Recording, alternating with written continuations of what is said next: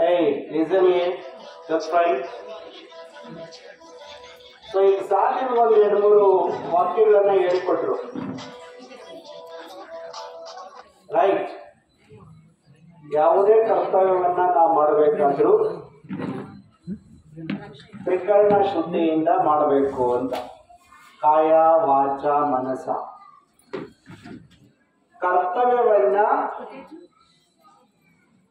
ಮಾತಿಂದ ಮಾಡೋದಲ್ಲ, ಕೈಯಿಂದ ಮಾಡಬೇಕು ಅಂತ, ಮನಸ್ಸಿಂದ ಮಾಡಬೇಕು. ಮಾತಿಂದ ಯಾರು ಬೇಕಾದ್ರೆ ಹೇಳ್ತಾರೆ, ಐ ವಿಲ್ ಡೂ, ನಾನು ಮಾಡ್ತೀನಿ. ಮಾತಲ್ಲಿ ಮಾಡೋದಲ್ಲ, ಅದು ಮನಸ್ಸಿನಿಂದ ಕೈಯಿಂದ ಆದಾಗ ಮಾತ್ರ ಅದು ಕಾಯಕ ಕಂಪ್ಲೀಟ್ ಆಗುತ್ತೆ ಅಂತ. ಮಾತಿಂದ ಮಾಡೋದು ಕಡಿಮೆ ಮಾಡಿ, ಆತ್ಮದಿಂದ ಕೈಯಿಂದ ಮಾಡೋದು ಜಾಸ್ತಿ ಮಾಡಿ ಅಂತ.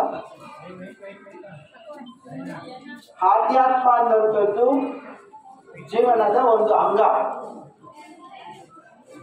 ಆಧ್ಯಾತ್ಮ ಜೀವನ. ಸೊ ಆಧ್ಯಾತ್ಮಿಕತೆ ಇಲ್ಲದ ಜೀವನ ಪರಿಪೂರ್ಣವಾದ ಜೀವನ ಆಗೋದಿಲ್ಲ ಅಂತ. ಸೊ ಆತ್ಮದಲ್ಲಿ ಭಕ್ತಿ ಇದ್ರೆ, ಒಂದು ಕರ್ತವ್ಯದಲ್ಲಿ ನಾನು ಸೋಲಬಾರದು, ಸೋಲದೆ ನಾನು ಕರ್ತವ್ಯವನ್ನು ಕಂಪ್ಲೀಟ್ ಮಾಡ್ಬೇಕನ್ನುವಂತ ಛಲ ನಮ್ಮಲ್ಲಿದ್ರೆ ಭಗವಂತ ಸದಾ ನಮ್ಮ ಗೆರೆಯನ್ನು ಹಿಡಿತಾನೆ ಅಂತ. ಮನುಷ್ಯ ನಮ್ಮ ಕೈ ಹಿಡಿಯೋದಕ್ಕಿಂತ ಹೆಚ್ಚಾಗಿ ಭಗವಂತ ನಮ್ಮ ಕೈಯನ್ನು ಹಿಡಿಬೇಕು. ನಾವು ಮಾಡೋ ಕರ್ತವ್ಯಕ್ಕೆ ಫಲ ಕೊಡ್ಬೇಕಿರೋದು ಮನುಷ್ಯ ಅಲ್ಲ, ಭಗವಂತ ಕೊಡ್ಬೇಕು. ಕರ್ತವ್ಯ ನಮ್ಮಲ್ಲಿಂದ ಆಗ್ಬೇಕು, ಫಲ ದೇವರಿಂದ ಪಡಿಬೇಕು ಅಂತ. ಸೊ ಅದನ್ನೇ ಬಸವಣ್ಣವರು ಕಾಯಕವೇ ಕೈಲಾಸ ಅಂತ ಹೇಳಿರೋದು. ಇದು ಆಧ್ಯಾತ್ಮಿಕ ಜೀವನ ಅಂತಂದ್ರೆ. ಮನಸ್ಸಿನಲ್ಲಿ 108 ಯೋಚನೆಗಳಿಟ್ಕೊಂಡು, ಕಶ್ಮಲಗಳಿಟ್ಕೊಂಡು ಬೇರೆಯವರ ಮೇಲೆ ಚಿತ್ತು ಅಗೆ ಸಾಧಿಸ್ತಾ ಮಾಡುವಂಥದ್ದು ಜೀವನ ಅಲ್ಲ. ಮನಸ್ತೃಪ್ತಿಯಿಂದ ಇದು ಕೆಲಸ ನಂದು ಅಂತಂದಾಗ ಆ ಕೆಲಸ ನಾನು ಕಂಪ್ಲೀಟ್ ಮಾಡಬೇಕು ಅನ್ನೋಂಥದ್ದು ಆಧ್ಯಾತ್ಮ ಅಂತ. ಅಲ್ಲೋ ನಿಮಗೂ ಕಟ್ತಾರೆ, ಡೋಂಟ್ ವರಿ. ಯಾರಿಗಾದ್ರೂ ಮಿಸ್ ಆದ್ರೂ ನಾನು ಕಟ್ಟೋದು ನಿಮ್ಗೆ ಕೊಡ್ತೀನಿ. ಒಂದು ಎಲ್ಲರಿಗಾದ್ರೆ ಒಂದು ಕೊಡ್ತೀನಿ. ಕ್ಲಿಯರ್? ಸೊ ಪ್ರತಿದಿನ ಕನಿಷ್ಠ 3 ಬಾರಿ ಆದರೂ ದೇವರನ್ನ ಸ್ಮರಣೆ ಮಾಡಿ. ಅದು ಕಾಯಕದ ಜೊತೆ ಜ್ಞಾಪಕ ಇಟ್ಕೊಳ್ಳಿ. ಕಾಯಕ ಇಲ್ಲದೆ ದೇವರನ್ನ ಸ್ಮರಣೆ ಮಾಡಿದ್ರೆ ದೇವರು ಯಾವುದೇ ಕಾರಣಕ್ಕೂ ಯಾವ ಪ್ರತಿಫಲವನ್ನು ಕೊಡೋದಿಲ್ಲ.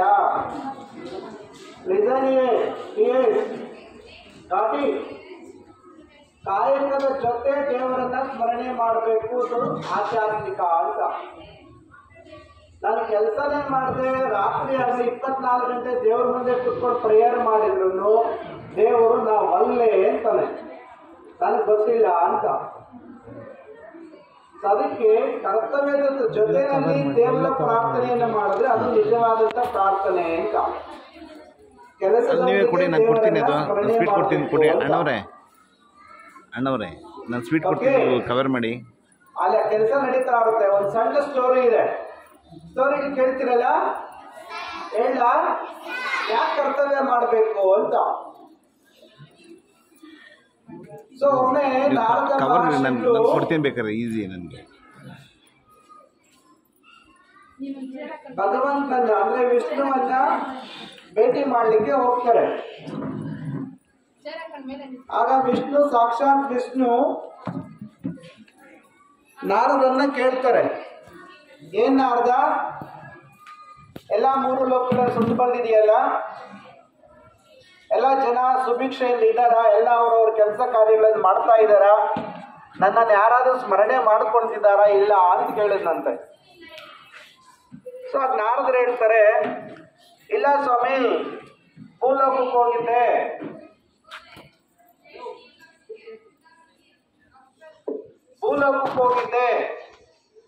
ಬಹಳಷ್ಟು ಜನ ನಿನ್ನ ನಾಮಸ್ಮರಣೆ ಮಾಡೋದೇ ಬಿಟ್ಬಿಟ್ಟಿದ್ದಾರೆ, ಅವ್ರದೇ ಆದಂತ ಕೆಲಸ ಕಾರ್ಯದಲ್ಲಿ ಬಿಸಿ ಇದ್ದಾರೆ, ಯಾವಾಗಲೂ ಆಗೋಣ ಅಷ್ಟೇ ಹೆಸರನ್ನ ಸ್ಮರಣೆ ಮಾಡ್ತಿದ್ದಾರೆ.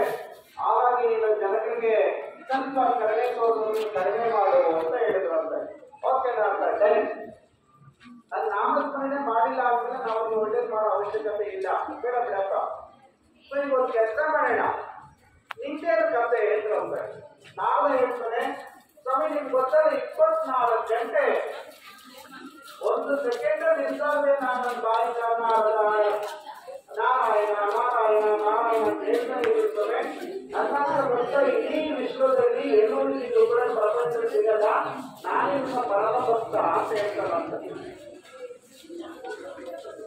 ಕೇಳಿಸ್ಕೊಂಡ್ರು.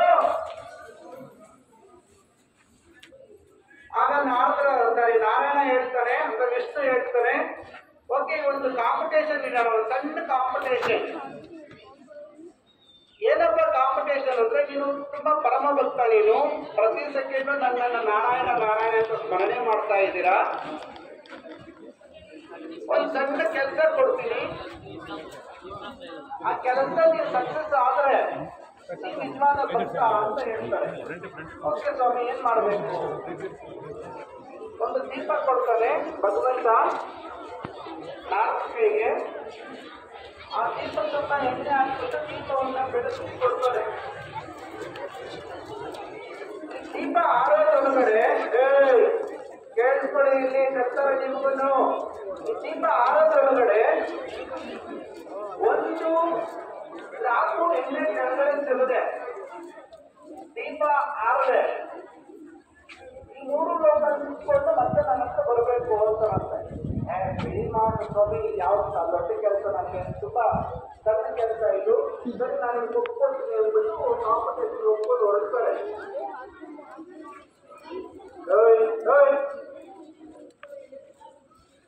ಹೊರಡ್ತಾರಂತೆ.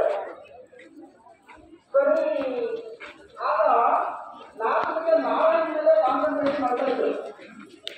ಕಾನ್ಸಂಟ್ರೇಷನ್ ಏನಿದೆ ಕೆಲಸ ದೀಪದಿಂದ ದೀಪ ಆಗಬಾರ್ದು, ಎಣ್ಣೆ ಮುಗಿಬೇಕು ಅಂದ್ರೆ ಮತ್ತೆ ನಾರಾಯಣ ಕೇಳಬೇಕು, ಈ ಕಡೆ ಕಾನ್ಸಂಟ್ರೇಷನ್ ಹೋಯ್ತು.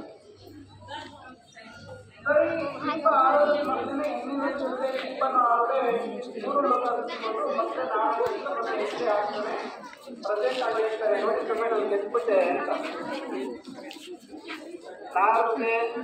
ನಾರಾಯಣ ಹೇಳ್ತಾನೆ ವಿಷ್ಣು, ನಾರದ ನೀನು ಇಷ್ಟು ಟೈಮಲ್ಲಿ ಎಷ್ಟು ಸರಿ ನನ್ನ ನಾಮವನ್ನ ಸ್ಮರಣೆ ಮಾಡಿಕೊಂಡೆ ಅಂತ. ನಾವು ಇಲ್ಲ ತೊನೆ ನಾನು ಕಾನ್ಸಂಟ್ರೇಷನ್ ಆಗಿದ್ದೆ, ಎಣ್ಣೆ ತಿನ್ಬಾರ್ದಿತ್ತು, ದೀಪ ಆರಬಾರ್ದಿತ್ತು, ಎಣ್ಣೆ ಮುಗಿಯೋದಾದ್ರೆ ಮತ್ತೆ ಬಂದು ಸೇರ್ಬೇಕಿತ್ತು. ಸೊ ಆಗಾಗ ಆ ಕಡೆ ನನ್ನ ಕಾನ್ಸಂಟ್ರೇಷನ್ ಇತ್ತು, ನಾನು ನಿನ್ನನ್ನ ಸ್ಮರಣೆ ಮಾಡೋದು ಮರೆತೆ ಅಂತ ನೋಡಿ. ಆಗ ನಾರಾಯಣ ಹೇಳ್ತಾನೆ, ದಡ್ಡ ಭೂಲೋಕದಲ್ಲಿ ಜನರು